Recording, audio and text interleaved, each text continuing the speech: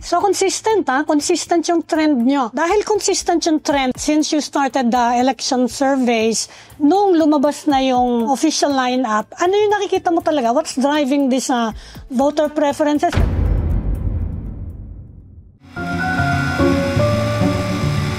This is truth on the line. Kasi number one, opposition, pero nangingibabaw yung alyansa. The administration candidates are dominating, but on the other hand, number one mo si Senator Bongo and Senator Bato is up there, no? Medyo mataas siya, top 6. How do you explain that? I think, it's a confluence of many factors. One thing is the context we're in, no? There's a major fight between two dominant families who have alliances all over the country. I mean, we cannot understand the dynamic that we have right now without understanding that. Second, there are real economic and social challenges that the administration continues to work on, and is an expectation unmet for many voters. So we have to understand that there is also some voter resentment, no? Not just because of the Duterte incarceration, but really hunger and poverty are a real challenge for the administration. We tend not to take that seriously, but actually that's a serious driver for voters. When you look at our last survey result, which we presented to, and thankfully Philippine Star took up, what are the large blocks of sentiments or issues that drive the Filipino voter? The first block is really socioeconomic, meaning gut issues. Number one was, of course, the high prices, no? And in particular, the high prices of food, no? And particularly rice, no? Number two is really quality jobs, access to quality jobs. And then a second batch of issues really focus on well-being and health, which probably explains Bongo's prominence in Balance Luzon and NCR, no? Apart from his base of support of pro-Duterte supporters who have consolidated in Central Visayas and in most of Mindanao. So meron siyang block voting doon.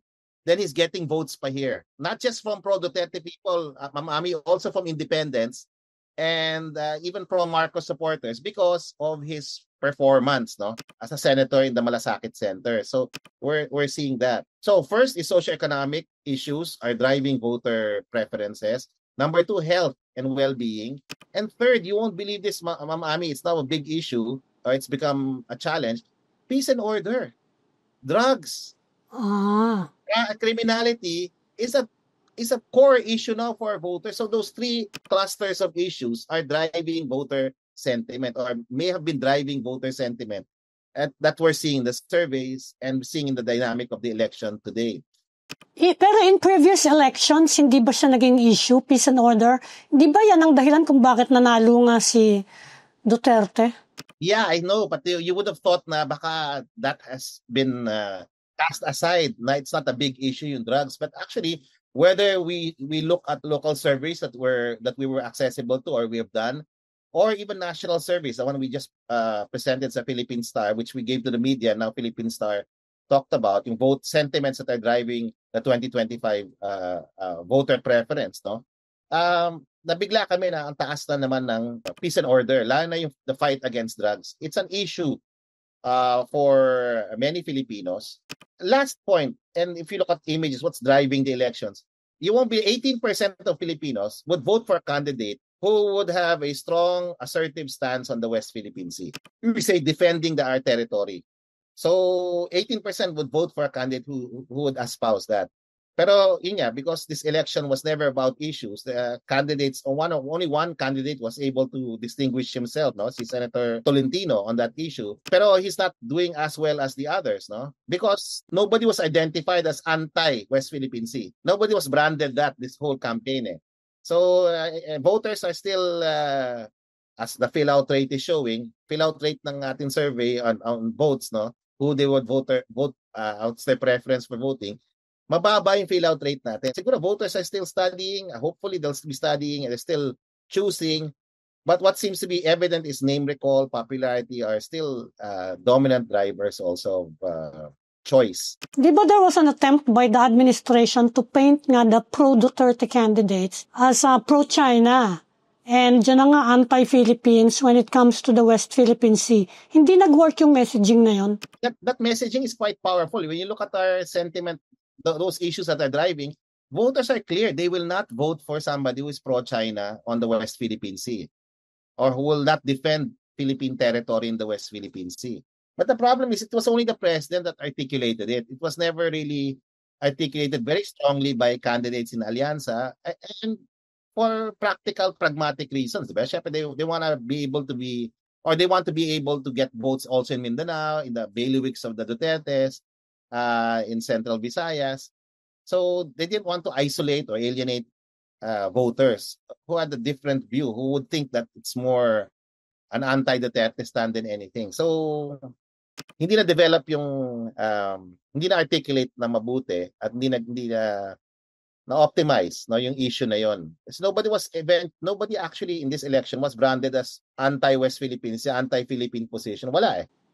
Hindi, yung grupo actually ang in-identify, not particular candidates, di ba? Yes. Kasi kung sasabihin mo na yung DDS yun, na ito mga to pro-China, hindi nagre-register ba na ito pala kandidato to ng Duterte, sila Bongo, sila Bato, hindi ba? Hindi siya nag-register. Hindi siya nag-register kasi these people are doing very well in the surveys today. So obviously, yun na naging issue sa kanila. And in fact, the momentum is with them at the moment. But that momentum is slowing down. When you look at the current survey, it seems, according to Professor David, a lot of the Alianza candidates got a slight decline, very slight. But it's nominal, meaning within the margin of error. So what it shows is that there's a tightening of the vote. At the moment, people are still open to filling out completing their 12 candidates. Right now, most people can fill up between 5 to 8 names. They're filling out mostly the names of candidates they recall and who are part of their own preferred slate. Now, we asked the same question in our survey recently, in the first week of April. How many will vote straight, Alianza or straight? No. Actually, a small minority, not even 20% of the population will vote straight. So it's really the voters. When you look at their behavior, they want a mix. So yan yung nakikita namin sa data namin, and it's also borne out by the fill up rate, which is showing a low fill-up rate, which means voters are strategically voting. They're still studying. They may not be clear who their preferred candidates are. They're only filling up a certain number of names, and that's why the movement is very, very gradual, almost no movement, no? Except at the bottom, where you see a momentum, let's say, for Kiko Pangilinan. So when you look at our surveys, you look at dig deep, Filipinos do not just vote because they recall the name, popular siya, kilala. They also vote based on ethno-linguistic ethnicity, no? So, mga Ilocanos tend to vote for Ilocanos. Mga Bisaya tend to vote for Bisaya. Alam mo yun? And then Ilonggos tend to vote for Ilonggos, no? Or Ilonggo-leaning candidates, where the present is actually, that's a black box, yung Iloilo, Negros area. That's suboptimal dyan. So that's a place where Alianza can get a lot of support.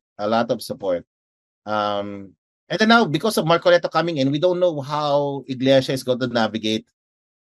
They're providing support for candidates. Kasi, di ba? It doesn't make sense. If your candidate needs an additional 2 million, then why don't you just focus on voting for him na lang and not voting for others? Nakuha mo yung problem. It's a game theory sort of issue na I think will become a challenge, no? But Iglesia ni Cristo is going to study this, I'm sure. Given all of these unpredictables, no, these factors that may affect voter behavior and turnout and even outcome, Octa is basically saying that 9 to 12 is still dynamic. It's too close to call. Mostly 11 to 12 is too close to call, but 9 to 12 may be affected by current changes, no, in the political landscape.